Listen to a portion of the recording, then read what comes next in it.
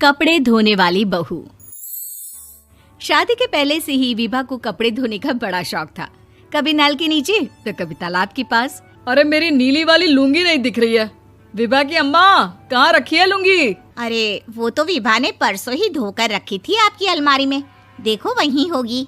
वो ना मैंने आज धो दी, मुझे लगा कि गंदी हो गई होगी। अरे कैसे गंदी हो गई थी? उसे तो मैंने पहना भी नहीं। हे भगवान, इस लड़की के कपड़े धोने की आदत से परेशान हो गया हूँ मैं। जितना तो घर में राशन नहीं आता, उससे कहीं ज्यादा डिटर्जेंट पाउडर का खर्चा है। इसकी शादी करवा दो, शादी जाए अपने घर में ही करे काम, फिर चाहे घर के कपड़े धोने हो या पूरे गांव के। हाँ ठीक बोल रही हो, देखता हूँ मैं कोई लड़का। वो दिन भी आ जाता है जब विभा को देखने लड़के वाले आ जाते हैं। लड़की मुझे अच्छी लगी। होने वाली सास कहती है, बेटी अगर कुछ पूछना है तो पूछ लो। वैसे तो हमारी लड़की बहुत ही शर्मीली है, जो बोल दो वो मान लेती है, इसे क्या पूछना होगा। अरे कैसी बात कर रही हो माँ, मुझे इन लोगों के घर रहना है, सवाल तो कई है। हाँ हाँ बेटा, पूछ लो ना, क्या पूछना है। आप लोगों के घर कपड़े कौन धोता है? सास का मुंह बन जाता है। देखो, अगर तुम ये कहना चाहती हो कि तुम्हें कपड़े धोने नहीं आते तो सुन लो, कपड़े मैं ही धोती हूँ, लेकिन तुम्हारे आ जाने के बाद मैं रुमाल तक नहीं धोऊंगी। अरे चुप रहना भाग्यवान, बहू बेचारी घर आई नहीं, उसे डराना शुरू कर दिया। वो क्या है ना बिटिया, अभी तक तो ये कल्लू की माँ ही धोती थी, लेकिन अब तुम्हारे पापा तो दहेज में वॉशिंग मशीन देंगे ही। तभी विभा की माँ बोल पड़ती है, सवाल भी पूछा तो क्या। वैसे भाई साहब, मशीन की तो फिर भी कपड़े धोने की कैपेसिटी होती है। मतलब जो बिटिया दे रहे हैं ना विभा, इसे कपड़े धोने का बहुत शौक है। ये आप लोगों के क्या, आस पड़ोस गांव मोहल्ले सबके कपड़े धो दे और उफ तक ना करे। बाहर देखा नहीं आपने कितने कपड़े सूख रहे हैं? सब हमारी बिटिया ने ही तो धोए हैं। बस भी करो ना माँ, शर्म आ रही इतनी तारीफ सुनकर। और तो और एक दाग निकाल कर दिखाओ तो मान जाओ। हाँ अच्छा, माफ करना बेटा, मैंने गलत समझा।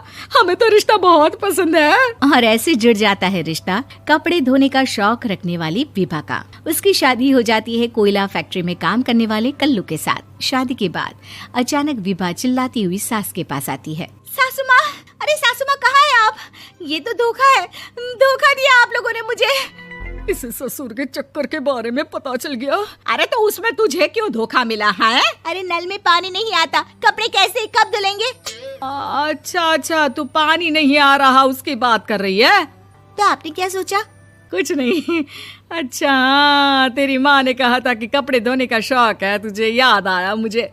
शौक बोलकर कपड़े धोने वाले मेरे जुनून को कम ना आके सासू माँ, कपड़ा धोना मेरा गुरूर है। तभी पति भी वहाँ आ जाता है। अभी मैंने इसे सनी देओल की फिल्म दिखाई है, उसी के डायलॉग मार रही है माँ। अच्छा सुन, साफ बता रही हूँ, पानी सुबह 4 से 6 और शाम को 10 से 12 आता है, समझी? विभा टाइमिंग सुनकर हैरान हो जाती है। ये क्या भूतों का मोहल्ला है? सुबह 4 बजे उठकर कौन कपड़े धोता है? 4 बजे टंकी में पानी जाता है, फिर सारा दिन धोना ना, किसने मना किया?